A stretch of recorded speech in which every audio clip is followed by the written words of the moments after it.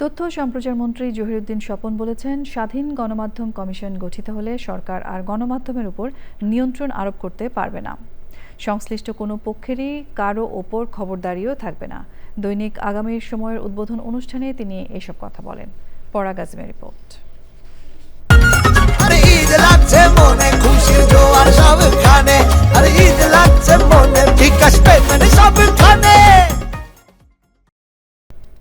দৈনিক আগামী সময়ের উদ্বোধন উপলক্ষে সুধী সমাবেশ। রাজধানীর একটি হোটেলে ওই অনুষ্ঠানে যোগ দেন গণমাধ্যম, রাজনীতি ও কর্পোরেট জগতের ব্যক্তিত্বরা।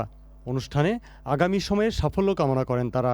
যাতে তারা আগামী বাংলাদেশে একটা গণতন্ত্র পরায়ণ গণতান্ত্রিক রাষ্ট্র এবং দেশ হিসেবে তৈরি করবার ক্ষেত্রে ইতিবাচক ভূমিকা পালন করতে পারে। আগামী সময়ের দিকে তাকিয়ে থাকবো কতগুলো বিশেষ গুণের জন্য।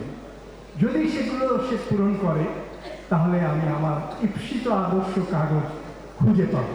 এখন সারা পৃথিবীতে ছাপা কাগজ কিন্তু নিচের দিকে যাচ্ছে।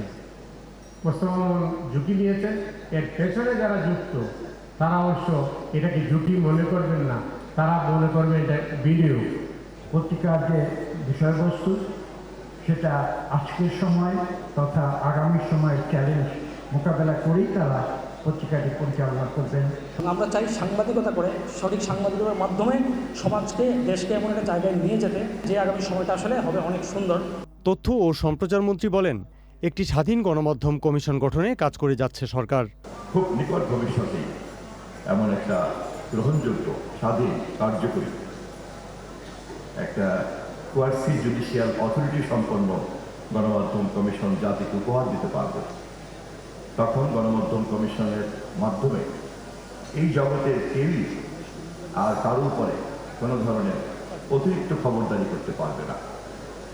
সরকার যেমন গণমাধ্যমকে নিয়ন্ত্রণ করার কোনো সুযোগ পাবে না গণমাধ্যম কমিশনের রেগুলেশনের কারণে, তেমনি মালিক পক্ষ সাংবাদিকদেরকে বঞ্চিত করতে পারবেন না তার পেশাদারিত্বের সকল নিরাপত্তার কাছ থেকে।